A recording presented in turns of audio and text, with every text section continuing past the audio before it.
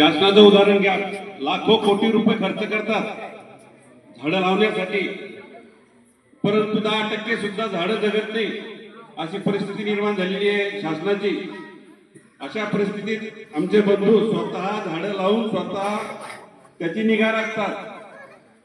या जिजामाता नगरमध्ये त्यांनी भरपूर झाडे लावलेली आहे आणि त्यांचं एक जिजामाता नगरमध्ये कोकण बनावं असं स्वप्न आहे। म्हणून आज या ठिकाणी 8वा झाडाचा वाढदिवस साजरा करताना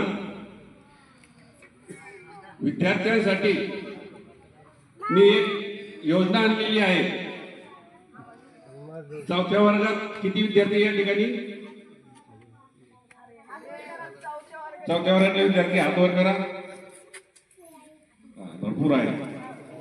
आपण या ठिकाणी 4थ्या वर्गाच्या विद्यार्थ्यांसाठी 4थ्या वर्गाच्या प्रत्येक विद्यार्थ्यांनी एक झाड इथून न्यायचं आहे, त्याची लागवड करायची आहे आणि वर्षभर जो चांगलं झाड जोपासेल पुढच्या वर्षी 9वा वाढदिवस आहे म्हणून आपण 9 विद्यार्थी सिलेक्ट करणार।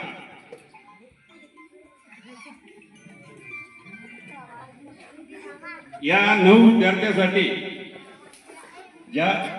ज्या विद्यार्थ्यांचे झाड उत्कृष्ट आणि चांगल्या क्वालिटीचे असेल त्या विद्यार्थ्यांना 5व्या वर्गापासून 10व्या वर्गापर्यंत शालेय साहित्य, पेन, वही आणि पुस्तक हे श्रीराम अग्रजीच्या माध्यमातून मी पुरवणार आहे।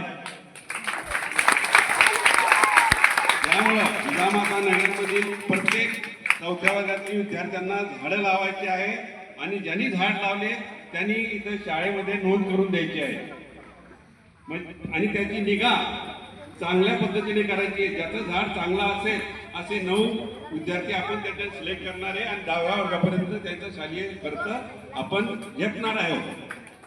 दुसरा एक मुद्दा,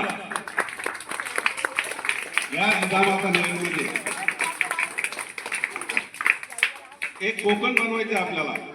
पुढच्या वर्षी प्रत्येक घरासमोर एक नारळाचं, एक आंब्याचं आणि एक जांभळाचं असे 3 झाडं आपण प्रत्येक घरासमोर लागवडीसाठी देणार आहे।